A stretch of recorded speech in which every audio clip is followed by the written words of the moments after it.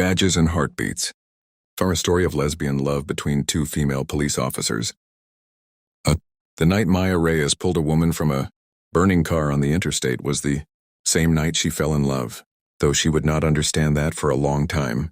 She had been first on the scene, her patrol car still spinning its red and blue lights across the wet pavement, when she spotted the overturned vehicle, smoke curling from the engine like a dark prayer rising into the November sky. She had not thought about danger. She had not thought about protocol. She had simply run, the way she always ran toward things that frightened everyone else away, and when she reached inside the shattered window and grabbed the woman's wrist, she felt a pulse so faint it was almost an apology. She pulled until her shoulders screamed. She pulled until the woman was free, gasping and bleeding on the cold asphalt. And then Detective Jordan Ellis opened her eyes, looked directly at Maya and said nothing at all, because sometimes the most important moments in a person's life arrive in complete silence. Maya had been a patrol officer in the city of Clearwater for 6 years by then, and she had learned to keep her personal life the way she kept her locker, locked, organized, and never opened in front of anyone she worked with. Being a woman on the force was already its own quiet battle. Being a gay woman was a different kind of war entirely. One fought not with guns or handcuffs, but with omissions, with careful pronoun choices, with the particular exhaustion of always making sure no part of your real self leaked out into the fluorescent lit rooms where colleagues told jokes she did not laugh at and asked questions she deflected with practiced ease. She had dated a woman named Claire for 2 years, and when it ended, she had grieved entirely alone, telling no one at work, carrying the loss in her chest like a stone she had swallowed whole and learned to breathe around. Jordan Ellis was a detective with a reputation that entered rooms before she did. 11 years on the force, decorated twice, known for the kind of calm under pressure that made younger officers both admire and fear her. She was also, as Maya would come to discover slowly and then all at once, the loneliest person in any room she occupied. Jordan had grown up in a military family where silence was a virtue and vulnerability was the enemy of strength. She had been engaged once, to a man she had genuinely cared for, but could never quite love the way she understood love was supposed to feel. She had broken off the engagement at 29, offered him no real explanation because she had none she could yet name, and she had spent the years since building walls so elegant and functional that most people simply mistook them for personality. After the accident, Jordan was placed on mandatory medical leave for 3 weeks, and when she returned, she was assigned desk duty while her ribs healed. It was during those weeks that she and Maya began talking. It started as nothing. A coffee in the break room, a shared eye roll at a bureaucratic memo, a conversation about a case file Maya had questions about. But something about the way Maya spoke to her, directly and without performance, without the particular deference most people showed her rank, made Jordan keep finding reasons to be in the same space. Maya asked her once over terrible vending machine sandwiches what had made her want to become a detective, and Jordan had opened her mouth expecting to give the answer she always gave. Something about justice and service, and instead had said something true, that she had wanted to understand people, because she had never quite understood herself. She had been surprised by her own words. Maya had simply nodded as though she understood completely, and the silence between them had felt for the first time in Jordan's life like something warm rather than something empty. For months they existed in the space between friendship and something neither of them would name. They texted about cases and then about books and then about nothing in particular, the way people do when the point of the conversation is no longer information but connection. Maya would find herself checking her phone on patrol and feeling something lift in her chest when Jordan's name appeared on the screen. Jordan would catch herself thinking about things she wanted to tell Maya. Small things, irrelevant things, the kind of things you only want to tell one specific person. They went for dinner twice, calling it professional, calling it colleagues catching up, using language as a shield against the terrifying honesty of what was actually happening between them. The first real crack came on a Tuesday in February, when Maya responded to a domestic disturbance call that went wrong in ways that left her sitting in her patrol car afterward, hands shaking on the steering wheel, unable to stop the tears that came not from weakness, but from the accumulated weight of 6 years of seeing the worst of what people did to each other. She did not call her mother. She did not call her sister. Without fully deciding to, she called Jordan, and Jordan answered on the second ring and did not say anything useless, did not offer platitudes or solutions, just stayed on the line and said she was there. And that was the night. Maya understood she was in love with a woman who did not yet know how to say she felt the same. Jordan found out about Maya's sexuality not through a conversation, but through a photograph that fell from Maya's bag one afternoon in the precinct hallway. A picture from a pride event 2 summers ago. Maya with her arm around a woman, both of them laughing, both of them wearing colors that told a story Jordan absorbed in a single breath.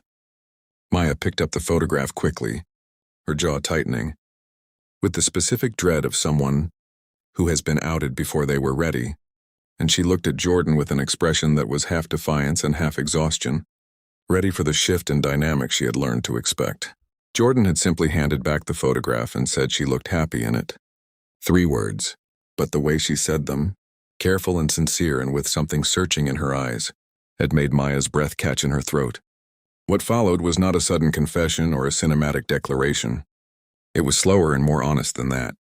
It was Jordan spending a week with feelings she had no previous language for, sitting alone in her apartment with the particular disorientation of a person realizing they have been translating themselves into the wrong language for their entire adult life.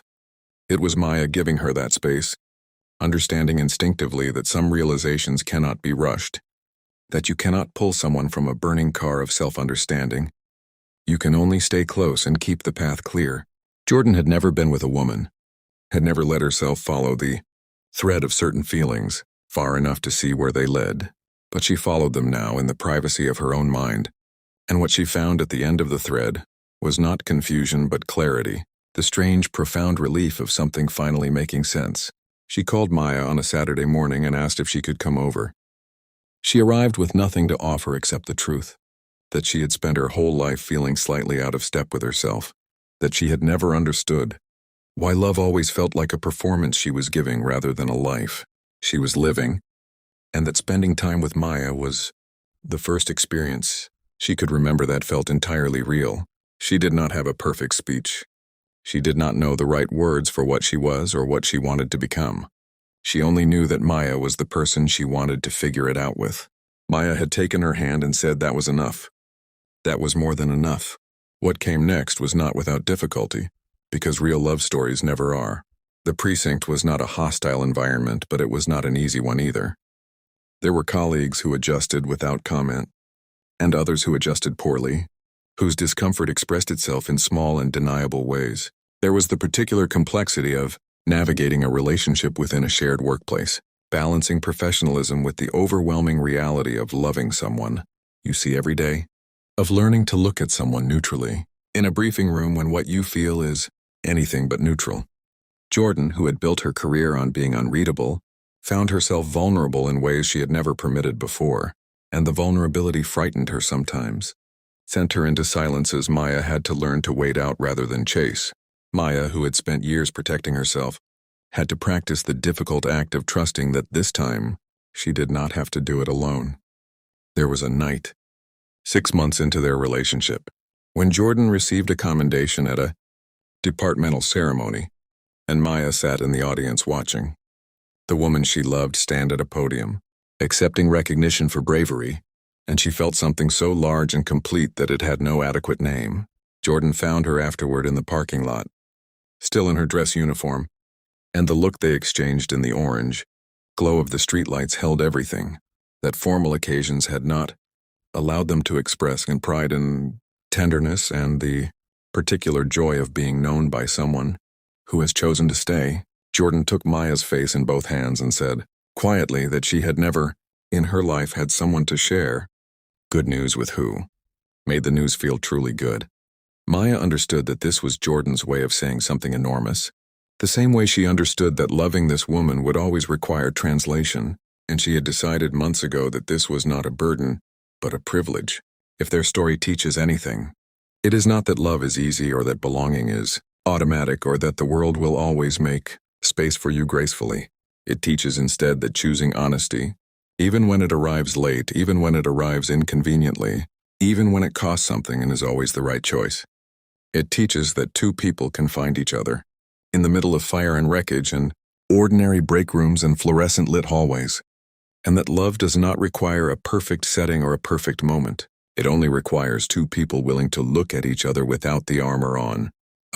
If you believe in the kind of love that takes courage, the kind that arrives not in perfect conditions but in honest ones, the kind that asks you to become more yourself rather than less, then take a moment right now to like this video and share it with someone who deserves to be reminded that love in all its forms is always worth fighting for. Your small action carries this story further than you know, and every share is a small act of saying that this love matters. Before we close, drop a comment below and tell us, have you ever loved someone who helped you finally understand yourself? Or perhaps a story that touched your heart in a way you are still carrying? We want to hear from you, because your stories are what make this community feel like home. Maya Reyes still runs toward the things that frighten everyone else away. The difference now is that when the shift ends and the lights are turned, and the radio goes quiet, she drives home to someone who is learning every day to stop running away from herself. And Jordan Ellis, decorated detective, woman of great walls and hard-won silences, has learned to leave the door unlocked. Some people spend a lifetime searching for the one place they do not have to be brave. Jordan found hers in the most unexpected uniform, in the most unguarded moment, in the truest and most transforming sentence she had ever spoken aloud. I don't know who I am yet, but I know I want to find out with you.